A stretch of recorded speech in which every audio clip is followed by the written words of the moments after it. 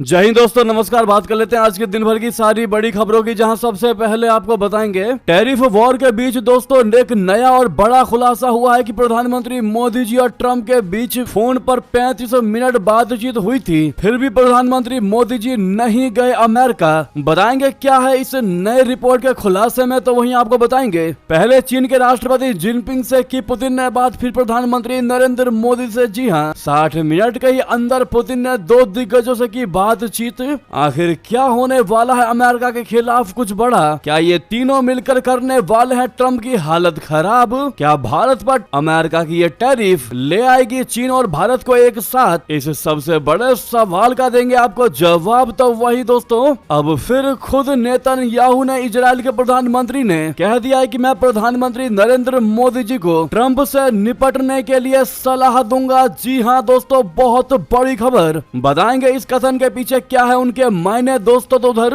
America के पूर्व उपराष्ट्रपति ने खुद कह दिया कि टैरिफ वॉर से अमेरिका अपना ही नुकसान कर रहा है, जिसके बाद आग बबूला हो गए ट्रंप। इतना ही नहीं दोस्तों, लग तो ऐसा रहा है कि जैसे कि आधे से ज्यादा अमेरिका भारत के समर्थन में है और ट्रंप के विरोध में। जी हाँ दोस्तों, तो किसी ने कहा कि प्रधानमंत्री मोदी को ट्रंप के आगे घुटने टेकने की जरूरत नहीं है। ये खुद पूर्व अमेरिकी मंत्री ने ये बयान दिया है दोस्तों। साथ ही साथ चीन ने ऑफिशियल जानकारी दे दी है कि हम प्रधानमंत्री नरेंद्र मोदी जी का चीन में करते हैं स्वागत। वहीं दोस्तों, पाकिस्तान ने बहुत बड़ा दावा कर दिया भारत पर, कह दिया कि लाहौर के ऊपर जासूसी कर रहा था भारतीय ड्रोन, हमने उसे मार गिराया। बताएंगे दोस्तों क्या है इस दावे की सच्चाई, क्या वाकई में भारतीय ड्रोन उड़ रहा था? तो वहीं दोस्तों, आज रक्षा बंधन पर क्या होने वाला है शुभ मुहूर्त, राखी बांधने का क्या है सटीक समय, सारी जानकारी आपको विस्तार से बताने वाले हैं। बस आप वीडियो के लास्ट तक बने रहिएगा। और खबरों में आगे बढ़ने से पहले भारत की स्वतंत्र नीति का, भारत की ताकत का पुरजोर समर्थन करते हैं तो वीडियो को लाइक करके, चैनल को सब्सक्राइब करके, बेल आइकन दबा के कमेंट में जय हिंद अवश्य कह दीजिएगा। दोस्तों आप सभी को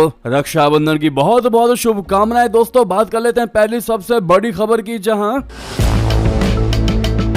मई 2025 में भारत और पाकिस्तान के बीच युद्ध विराम समझौते के बाद अमेरिकी राष्ट्रपति डोनाल्ड ट्रंप ने दावा किया कि उन्होंने 4 दिन के सशस्त्र संघर्ष को खत्म कराने में भूमिका निभाई, लेकिन दिल्ली ने इस दावे पर नाराजगी जताई और कहा कि युद्ध विराम भारत और पाकिस्तान के बीच सीधे बातचीत से हुआ, जिसमें किसी तीसरे देश की भूमिका नहीं थी। बता दें कि 17 जून को प्रधानमंत्री मोदी जी और डोनाल्ड ट्रंप के बीच 35 मिनट की फोन बातचीत हुई। इस दौरान प्रधानमंत्री मोदी जी ने स्पष्ट किया कि पाकिस्तान के मामले में भारत किसी भी तीसरे देश की मध्यस्थता स्वीकार नहीं करता। ये कॉल दोस्तों तब हुई जब ट्रंप पाकिस्तानी सेना प्रमुख आसिम मुनीर को व्हाइट हाउस में लंच पर बुलाया था, जिसका भारत ने कड़ा विरोध किया था। इस फोन कॉल के बाद अमेरिका का रुख बदल गया और ट्रंप ने भारत पर सार्वजनिक रूप से तीखे बयान देने शुरू कर दिया। इस हफ्ते उन्होंने भारतीय निर्यात पर 50% टैरिफ लगाने का ऐलान किया, जिसमें आधा हिस्सा रशिया से तेल खरीदने पर दंड के रूप में है। यही नहीं, ट्रंप ने भारत की अर्थव्यवस्था को मृत और व्यापार बाधाओं को घृणास्पद बताया था। ऐसे में दोस्तों, भारत और अमेरिका के बीच टैरिफ के इस मुद्दे पर उपजे हालिया तनाव के बीच इस दावे ने सबको चौंका दिया है। खबर के मुताबिक पीएम मोदी और डोनाल्ड ट्रंप के बीच विगत जून में 35 मिनट का फोन कॉल हुआ। इसी के बाद अमेरिकी राष्ट्रपति के तेवर बदल गए, क्योंकि प्रधानमंत्री मोदी जी ट्रंप के कहने पर अमेरिका नहीं गए। अब ऐसा माना यह जा रहा है कि कहीं ना कहीं उसी बात को लेकर खींच खाते नजर आए डोनाल्ड ट्रंप और लगातार दोस्तों धड़ाधड़ भारत विरोधी फैसले लेते दिखाई दे रहे हैं। ये फोन कॉल तब हुआ जब प्रधानमंत्री मोदी जी G7 देशों के शिखर सम्मेलन में शामिल होने के लिए कनाडा गए हुए थे। उसी दौरान ट्रंप ने पीएम नरेंद्र मोदी जी को फोन किया था और कहा था कि जब आप कनाडा गए ही हो तो अमेरिका होकर जाना। और आपको याद होगा दोस्तों, उसी क्षण उसी समय डोनाल्ड ट्रंप ने आसिम मुनीर को भी पाकिस्तान बुला रखा था। और ऐसे में कहीं ना कहीं अमेरिका, पाकिस्तान और प्रधानमंत्री मोदी जी को एक साथ बैठा करके न जाने कौन सी नई प्लानिंग तैयार करने वाले थे, या वो दुनिया के सामने ये दिखाना चाहते थे कि हमने जन्मों जन्मांतर वाला ये मुद्दा, यानी भारत पाकिस्तान का मुद्दा, कश्मीर मुद्दा मैंने सुलझा दिया, यानी डोनाल्ड ट्रंप ने सुलझा दिया। ये दुनिया को बताना चाहते थे। हालांकि ये कॉल 35 मिनट तक हुई दोस्तों, यानी 35 मिनट तक डोनाल्ड ट्रंप मोदी जी को समझाते रह गए। मोदी जी को एक तरीके से आप कह सकते हैं कि मक्खन लगाते रहे, लेकिन प्रधानमंत्री नरेंद्र मोदी जी ट्रंप की इन बातों में नहीं आए। जी हाँ, अब जो ये नया खुलासा हुआ है वो ये हुआ है दोस्तों कि ये कॉल 35 मिनट तक चली थी। जी हाँ, किसी सुपर पावर देश के राष्ट्रपति का 35 मिनट तक बात करना यह दर्शाता है कि उन्होंने अपनी पूरी ताकत लगाई होगी भारत को बरगलाने में, लेकिन पीएम मोदी जी टस से मस नहीं हुए। जी हाँ दोस्तों, अब आप ही सोचिए, जिस ऑपरेशन सिंदूर में अमेरिका का कहीं से कहीं तक कोई हाथ नहीं है दोस्तों, उसमें वो झूठ मूठ का पूरी दुनिया में ढोल पीट रहा है कि उसने इस युद्ध पर विराम लगवाया। तो दोस्तों, भारत और पाकिस्तान के बीच कश्मीर का चला आ रहा मुद्दा,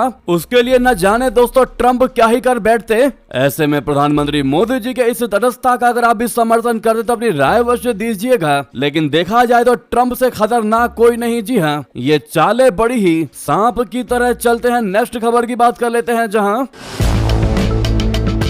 डोनाल्ड ट्रंप की इन्हीं अकड़ को ढीली करने के लिए एक अलग ग्रुप बनता दिखाई दे रहा है। दोस्तों, आपको बताते हैं कि 60 मिनट में व्लादिमीर पुतिन ने 2 बड़े दिग्गजों से की फोन पर बातचीत। प्रधानमंत्री नरेंद्र मोदी जी को लगाया फोन और उससे पहले जिनपिंग को भी लिया कॉल पर। दोस्तों, अमेरिकी राष्ट्रपति डोनाल्ड ट्रंप के टैरिफ वॉर के बीच रशिया के राष्ट्रपति व्लादिमीर पुतिन ने शुक्रवार को कूटनीतिक मोर्चे पर 2 अहम वार्ताएं की हैं। पहली चीन के राष्ट्रपति जिनपिंग के साथ, तो दूसरी भारत के प्रधानमंत्री नरेंद्र मोदी जी से। चीन की सरकारी मीडिया के अनुसार शी जिनपिंग ने पुतिन से कहा कि उन्हें खुशी है कि मॉस्को और वॉशिंगटन मतभेदों के बावजूद संवाद बनाए हुए हैं। वहीं प्रधानमंत्री मोदी से पुतिन की यह बातचीत ऐसे समय में हुई है जब ट्रंप ने कुछ दिन पहले ही पूरी दुनिया को बता दिया है कि उसने भारत पर यह टैरिफ रशिया से तेल खरीदने की वजह से लगाया है, जिस वजह से खुद व्लादिमीर पुतिन नाराज है। ऐसे में उनका फोन कॉल बहुत ही ज्यादा महत्वपूर्ण। बता दें, भारत रशिया से सस्ता तेल खरीद रहा है, जिससे रशिया को यूक्रेन युद्ध में आर्थिक सहारा मिल रहा है। ये वॉशिंगटन को खटकता है। दूसरी ओर चीन भी रशिया का सबसे बड़ा ऊर्जा ग्राहक है और अमेरिका के साथ व्यापारिक टकराव में है। पुतिन अगर चीन और भारत को एक मंच पर लेकर आते हैं तो ये न सिर्फ अमेरिकी टैरिफ नीति को चुनौती देगा, बल्कि व्यापार और कूटनीति में एक वैकल्पिक गठजोड़ खड़ा कर देगा जो अमेरिका के प्रभाव पर सीधा असर डालेगा। दोस्तों, इतना ही नहीं, आगे हम आपको बताएंगे कैसे एक ब्रिक्स का ग्रुप भी अमेरिका के खिलाफ गठजोड़ बनाता दिखाई दे रहा है। वो जानकर आप और भी ज्यादा खुश होते नजर आएंगे। बहरहाल, आपको नेतन्याहू की खबर बताते हैं दोस्तों, जो उन्होंने प्रधानमंत्री नरेंद्र मोदी जी से कही है।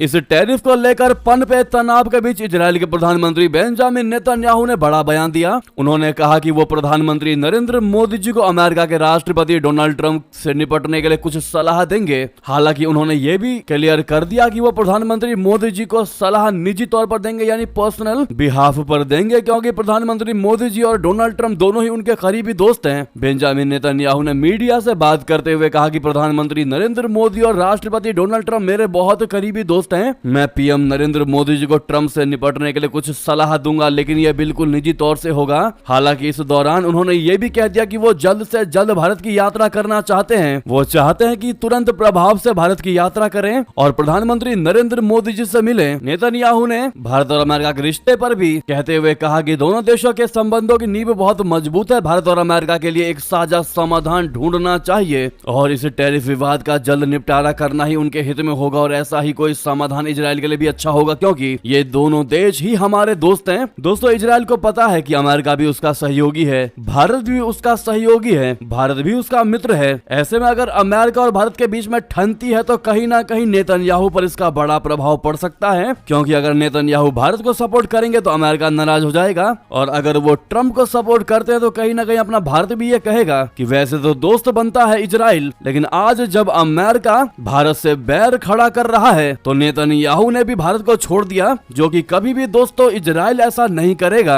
और इसीलिए वो चाहता है कि अमेरिका और भारत के बीच में जो रिलेशन है वो बैलेंस बना रहे। जी हाँ, ट्रंप चाहता है कि वो भारत के हर एक सेक्टर में घुस जाए, चाहे वो किसान का सेक्टर हो, मछुआरों का सेक्टर हो, लेकिन भारत के प्रधानमंत्री नरेंद्र मोदी जी ने क्लियरली कह दिया कि भारत कभी भी अपने किसानों और मछुआरों के हितों से समझौता नहीं करेगा, नहीं करेगा और नहीं करेगा। हमें पता है कि इसके लिए हमें कीमतें चुकानी पड़ेंगी, लेकिन हम अपने देश के किसानों के लिए, मछुआरों के लिए ऐसा करने के लिए पूरे तरीके से तैयार हैं। क्योंकि दोस्तों अगर इन चीजों पर भारत टैरिफ खत्म कर देता है, टैक्स खत्म कर देता है, तो देश के किसानों को जरा भी लाभ नहीं पहुंचेगा। लेकिन अमेरिका के साथ बिल्कुल उल्टा है, क्योंकि अमेरिका की गवर्नमेंट भारी मात्रा में सब्सिडी देती है दोस्तों अमेरिकी किसानों को, अमेरिकी डेयरी फार्म्स को, तो उसको भार नहीं पड़ेगा, लेकिन भारत का बहुत बड़ा नुकसान हो सकता है। और यही कारण है कि प्रधानमंत्री मोदी जी किसानों, मछुआरों के साथ डेयरी फार्म्स के साथ बिल्कुल भी समझौता नहीं करने वाले। अब ऐसे में देखना ये होगा दोस्तों कि ट्रम्प भी इस मुद्दे पर अड़ते दिखाई दे रहे हैं और भारत भी पूरे तरीके से तैयार है। तो फिर रिलेशन कैसे बराबर हो पाएगा, कैसे बैलेंस हो पाएगा, ये देखने वाली बात होगी। वहीं दोस्तों पीयूष गोयल ने दो टूक जवाब देते हुए कहा है कि ऐसा कोई नहीं आया जो भारत को झुका सके। केंद्रीय वाणिज्य एवं उद्योग मंत्री पीयूष गोयल का बड़ा बयान सामने आया है। बीजेपी नेता ने शुक्रवार को एक कार्यक्रम के दौरान आत्मनिर्भर भारत को जोर दिया और कहा कि अब भारत किसी के दबाव में नहीं आएगा। कोई लाख कोशिश कर ले लेकिन भारत को नहीं झुका सकता। दोस्तों केंद्रीय मंत्री ने बिजनेस टुडे के एक कार्यक्रम में केंद्रीय मंत्री से सवाल किया गया कि क्या साजिश के तहत भारत को झुकाने की कोशिश की जा रही है, जिसका जवाब देते हुए केंद्रीय मंत्री पीयूष गोयल ने जवाब देते हुए कहा कि आज तक कोई ऐसा नहीं आया जो भारत को झुका सके। यह असंभव है। कोई लाख कोशिश भी कर ले तो भी वो भारत को नहीं झुका सकता। दोस्तों पीयूष गोयल जी का यह बयान सीधा सीधा बिना नाम लिए डोनाल्ड ट्रंप को था, जो लगातार भारत पर दबाव बना रहे हैं कि भैया हम तो रशिया से सारे व्यापार करेंगे लेकिन भारत व्यापार नहीं करेगा। अगर भारत व्यापार करेगा तो भारत पर हम भारी मात्रा में टैरिफ लगाएंगे, जिसको तगड़ा जवाब दिया है दोस्तों पीयूष गोयल जी ने। वहीं आपको बता दें, वहीं दोस्तों अमेरिकी राष्ट्रपति डोनाल्ड ट्रंप का एक बड़ी चेतावनी निकलकर सामने आई है, जिसमें वो कहते नजर आ रहे हैं कि अगर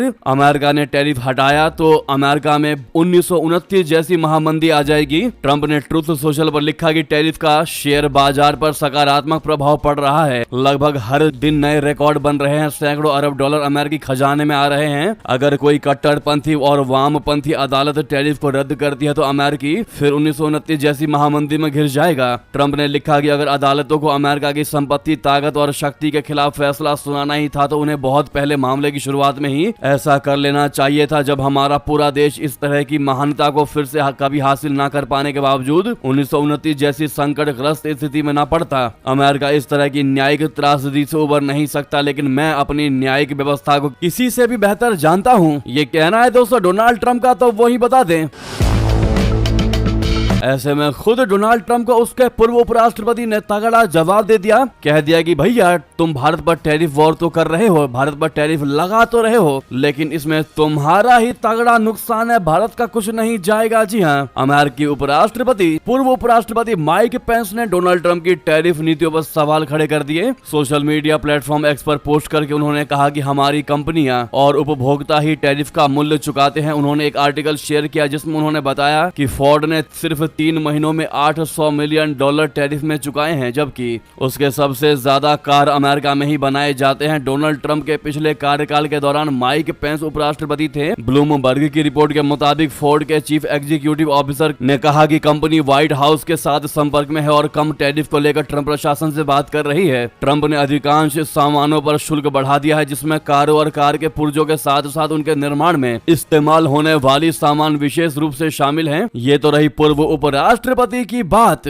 जिन्होंने सलाह दिया ट्रंप को कि भारत पर या किसी भी देश पर टैरिफ लगाना बंद करे, क्योंकि इससे नुकसान तुम्हारा ही है। तो वहीं दोस्तों अमेरिकी पूर्व मंत्री ने भी राष्ट्रपति ट्रंप को लताड़ते हुए कह दिया कि पीएम मोदी को ट्रंप के आगे कतई भी नहीं घुटने टेकने चाहिए। अमेरिका के पूर्व उप विदेश मंत्री कर्ट कैंपबेल ने कहा कि डोनाल्ड ट्रंप का यह कदम भारत अमेरिका संबंधों को गंभीर खतरे में डाल रहा है, जो 21वीं सदी में अमेरिका के लिए सबसे महत्वपूर्ण रणनीतिक साझेदारी है। उन्होंने प्रधानमंत्री नरेंद्र मोदी जी को सलाह दिया कि वे ट्रंप के दबाव में बिल्कुल ना झुके। उन्होंने क्लियर किया है कि 21वीं सदी में अमेरिका का सबसे महत्वपूर्ण अगर रिश्ता किसी देश के साथ है तो वो है भारत, और अब ये रिश्ता खतरे में है और इसको बचाने के लिए मैं प्रधानमंत्री नरेंद्र मोदी से यही कहना चाहूंगा कि आप ट्रंप के सामने बिल्कुल ना झुके। कैंपबेल ने चेतावनी दी कि अगर अमेरिका भारत पर दबाव डालता है कि वो रशिया से संबंध तोड़ दे तो भारतीय रणनीतिकार ठीक इसके उलट करेंगे। उन्होंने कहा भारत को रशिया के साथ संबंध तोड़ने के लिए कहना उल्टा पड़ सकता है। दोस्तों खुद अमेरिकी विशेषज्ञ, अमेरिका के पूर्व मंत्री, अमेरिका के पूर्व राष्ट्रपति डोनाल्ड ट्रंप को समझाते नजर आ रहे हैं। अब आप ही देख लीजिए दोस्तों, खुद अपने ही घर में गिरते नजर आ रहे हैं ट्रंप, लेकिन भारत ने भी ठान लिया है कि हम ना डरेंगे ना झुकेंगे और करारा जवाब देकर रहेंगे। दोस्तों उधर नेक्स्ट खबर की बात कर लेते हैं, जहां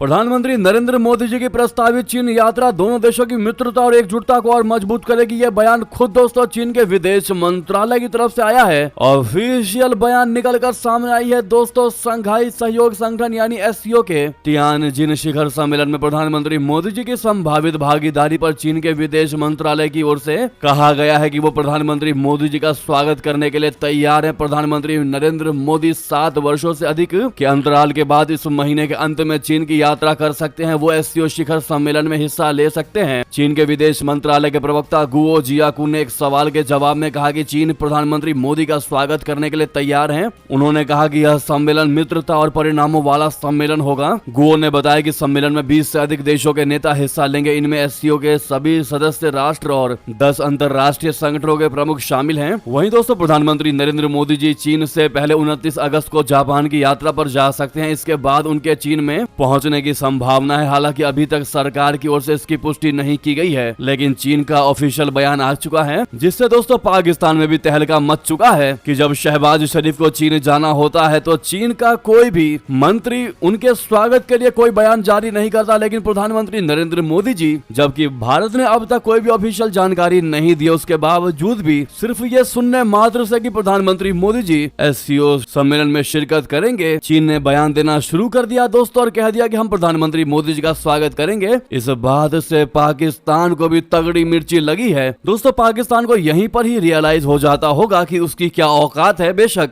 पाकिस्तान और चीन में दोस्ती बेहतर है दोस्तों, लेकिन उसके बावजूद भी चीन को पता है कि भारत उसके लिए क्या है और पाकिस्तान उसके लिए क्या है। अगर आज प्रधानमंत्री नरेंद्र मोदी जी चीन के लिए पूरा भारत का मार्केट, भारत का बाजार खोल दे तो चीन पाकिस्तान को पूछेगा तक नहीं दोस्तों। सिर्फ अपना कार्य निकालने के लिए अभी चीन थोड़ा बहुत पाकिस्तान को पूछ भी रहा है दोस्तों। ऐसे में हमारा सवाल आपसे ये है कि क्या प्रधानमंत्री नरेंद्र मोदी जी को चीन की इस यात्रा पर जाना चाहिए एससीओ समिट के लिए? क्या कहते हैं आप लोग दोस्तों? एक भारतीय होने के नाते या इस खबर को कहीं से भी आप देख रहे हो, सुझाव जरूर दीजिएगा। और दोस्तों रिक्वेस्ट है अपने देश भारत के लिए और भारत की बढ़ती साख के लिए इस वीडियो को लाइक जरूर करिएगा। अभी तक लाइक नहीं किया है तो अगली नेक्स्ट खबर की बात कर लेते हैं, जहां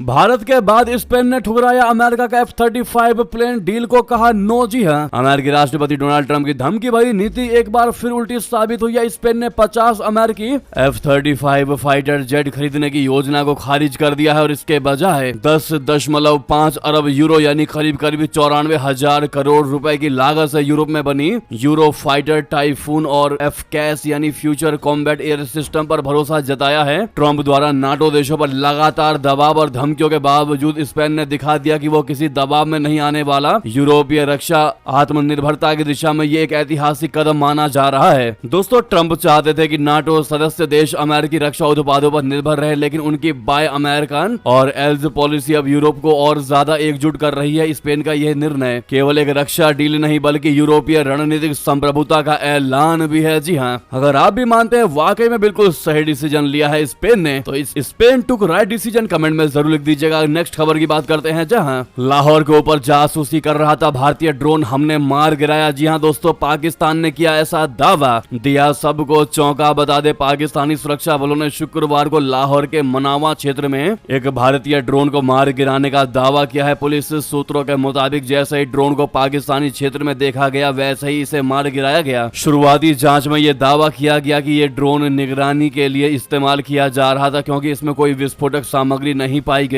ड्रोन को खुफिया एजेंसियों ने अपने कब्जे में ले लिया है और इसकी जांच शुरू कर दी गई है। पाक मीडिया रिपोर्टों के मुताबिक ड्रोन को जिस मनावा इलाके में देखा गया था वो लाहौर का एक उपनगरीय क्षेत्र है। खबरों के मुताबिक ड्रोन ने पाकिस्तानी हवाई क्षेत्र का उल्लंघन किया था, जिसके बाद ये कार्रवाई की गई। ड्रोन के मलबे को इकट्ठा कर लिया गया है और इसकी तकनीकी जांच की जा रही है ताकि इसका उद्देश्य और उत्पत्ति का पता लगाया जा सके। दोस्तों ऐसे में सवाल ये खड़ा हो रहा है कि क्या वाकई में भारत की तरफ से ड्रोन गए थे पाकिस्तान में, जो कि आज तक ऐसी खबरें नहीं आई है दोस्तों। और पहली बार ऐसी खबर आती दिखाई दे रही है जब से हम भी रिपोर्टिंग कर रहे हैं कि भारत का कोई ड्रोन पाकिस्तान के क्षेत्र में गया है। या फिर दूसरा सवाल ये खड़ा हो रहा है कि क्या भारत को बदनाम करने की कोशिश कर रहा है पाकिस्तान, क्योंकि पाकिस्तान के हजारों ड्रोन हर साल भारत की सीमा में जासूसी करने के लिए, ड्रग्स सप्लाई करने के लिए, विस्फोटक सप्लाई करने के लिए आते हैं और भारत हर बार पाकिस्तान को नाकाम तो करता ही करता है, साथ ही साथ उसको पूरी दुनिया में बेइज्जत करता है। उसके इस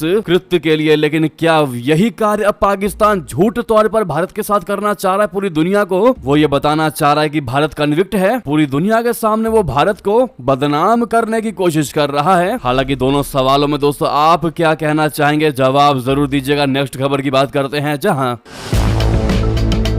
टैरिफ विवाद के बीच पाकिस्तान ने फिर अलापा कश्मीर का राग कहा। अमेरिका या तीसरे देश की मदद का स्वागत करते हैं। दोस्तों भारत के साथ अमेरिका के टैरिफ विवाद के बीच पाकिस्तान ने एक बार फिर कश्मीर का राग अलापना शुरू कर दिया। पाकिस्तानी विदेश मंत्रालय के प्रवक्ता शफकत अली खान ने आज अपनी साप्ताहिक प्रेस ब्रीफिंग में कहा कि उनका देश कश्मीर विवाद के समाधान के लिए अमेरिका या किसी अन्य देश की मदद का स्वागत करेगा। पत्रकारों ने उनसे कश्मीर मुद्दे पर अमेरिका की दिलचस्पी के बारे में सवाल पूछा था, जिसके जवाब में उसने ये बात कही दोस्तों, जबकि भारत की यह नीति हमेशा से रही है कि वो पाकिस्तान के साथ बातचीत में किसी भी तीसरे पक्ष की दखल अंदाजी यानी इंटरवेंशन नहीं चाहता। 1972 में दोनों देशों के बीच हुए शिमला समझौते में भी कश्मीर मुद्दे पर किसी तीसरे पक्ष की मध्यस्थता को अस्वीकार किया गया है। लेकिन पाकिस्तान दोस्तों किसी तीसरे पक्ष की या अमेरिका की मदद का स्वागत क्यों ही नहीं करेगा? क्योंकि पाकिस्तान का तो उसमें कोई हिस्सा है ही नहीं। तो पाकिस्तान के लिए तो बढ़िया ही है ना कि कोई तीसरा उसमें हस्तक्षेप करेगा, तो जो समझौता निकल कर आएगा उसमें पाकिस्तान को ही फायदा होगा, क्योंकि पाकिस्तान का तो कुछ है ही नहीं। लेकिन अगर इस समझौते में पाकिस्तान के लिए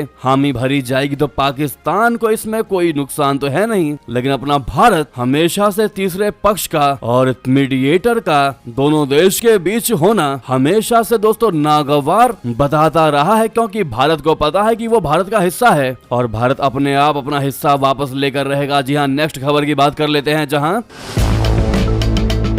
वहीं दूसरी तरफ पाकिस्तान से नजदीकी बढ़ाने पर बलूच मानवाधिकार कार्यकर्ता ने डोनाल्ड ट्रंप को पत्र लिखकर कहा कि सरेआम अमेरिका मुर्दाबाद, इजराइल मुर्दाबाद के नारे लगाते हैं पाकिस्तान, फिर भी आप उनको सपोर्ट कर रहे हो। कृपया करके पाकिस्तान को सपोर्ट ना करे, ट्रंप बता दें। अमेरिका के हाल के दिनों में पाकिस्तान के साथ नजदीकियां बढ़ती देखी गई हैं। ऐसे में प्रमुख बलूच मानवाधिकार कार्यकर्ता मीर यार बलूच ने अमेरिकी राष्ट्रपति ट्रंप को पत्र लिखकर पाकिस्तान जैसे कट्टरपंथी राज्य के साथ अपने संबंधों को लेकर दोबारा सोचने का आह्वान किया। मीर यार बलूच ने अमेरिकी राष्ट्रपति से बलूचिस्तान को मान्यता देने और समर्थन देने का भी आग्रह किया। मीर यार बलूच ने अपने पत्र में लिखा कि पाकिस्तान के सेना अध्यक्ष जनरल आसिम मुनीर की आगामी अमेरिकी यात्रा पर हम आपका ध्यान आकर्षित करना चाहते हैं। मुनीर एक ऐसी संस्था का नेतृत्व करते हैं जो पाकिस्तान के कब्जे वाले बलूचिस्तान में मानव अधिकारों के उल्लंघन में शामिल है। पाकिस्तानी सेना और उसकी खुफिया एजेंसी ISI ने न सिर्फ 40,000 से ज्यादा बलूच नागरिकों को गायब करवाया, बल्कि ओसामा बिन लादेन सहित वैश्विक आतंकवादियों को पनाह देने में भी सक्रिय रही। पत्र में उन्होंने आगे लिखा कि हम हिंदुओं, यहूदियों, ईसाइयों, बौद्धों या किसी अन्य धर्म के अनुयायियों के प्रति कोई द्वेष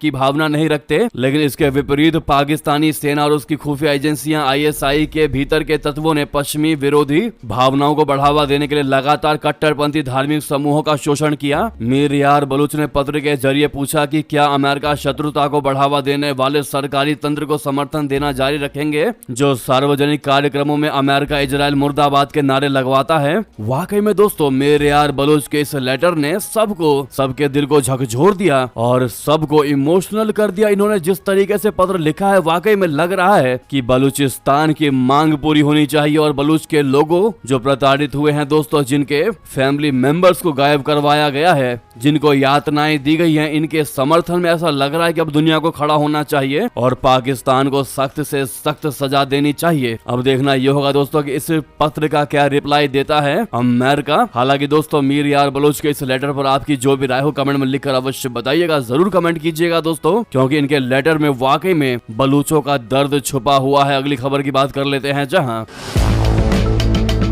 इतना ही नहीं, बलूचिस्तान में 31 अगस्त तक के लिए मोबाइल और इंटरनेट सर्विस भी सस्पेंड कर दी गई है। क्यों लेना पड़ा है ये फैसला बता दें। बलूचिस्तान के गृह विभाग ने 6 अगस्त को जारी नोटिफिकेशन में कहा कि प्रांत में कानून और व्यवस्था की स्थिति को देखते हुए 31 अगस्त तक इंटरनेट सेवाओं को तत्काल निलंबित करने का आदेश दिया जाता है। दरअसल आपको बता दें, पाकिस्तान 14 अगस्त को अपना स्वतंत्रता दिवस मनाता है। अधिकारियों को आशंका है कि आतंकवादी हमले करके इस दिन के जश्न को बाधित करने की कोशिश कर सकता है पाकिस्तान। जनरल मुनीर इससे पहले उत्तर पश्चिमी पाकिस्तान के खैबर पख्तूनख्वा में गुरुवार को बम विस्फोट में कम से कम 3 लोगों की मौत हो गई। 3 पुलिसकर्मियों सहित 13 अन्य घायल हो गए। पुलिस ने यह जानकारी दी। इसी वजह से दोस्तों बलूचिस्तान में यह फैसला लेना पड़ा है। नेक्स्ट खबर की बात करते हैं, जहां